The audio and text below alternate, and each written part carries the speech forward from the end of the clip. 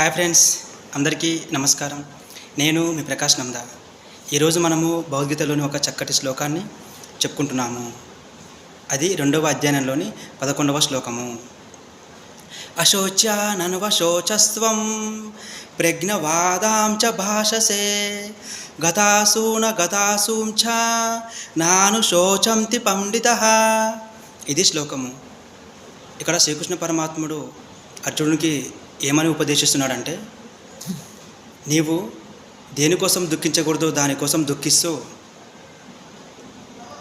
పైపెచ్చులా పెద్ద అరిందలా మాట్లాడతావేమిటి?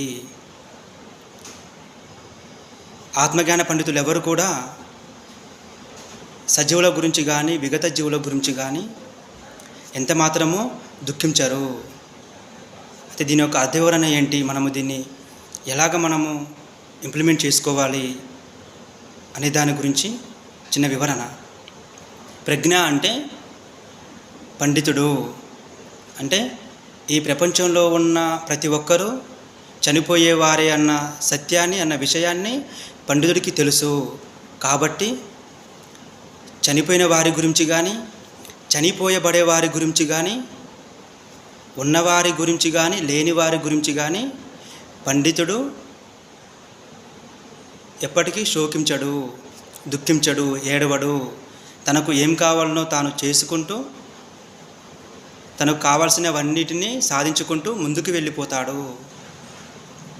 అదేవిధంగా ఒక ప్రక్కన అర్జునుడు యుద్ధం చేస్తూ ఈ యుద్ధంలో గురువులు బంధువులు చనిపోతారు అని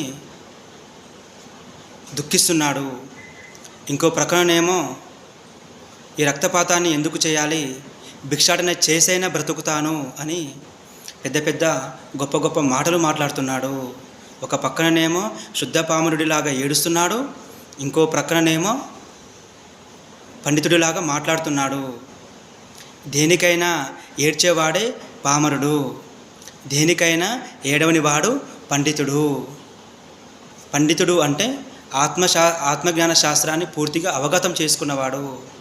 పామరుడు అంటే ఆత్మశాస్త్రం పట్ల ఏ విధమైన అవగతం లేనివాడు. Okay friends, thank you.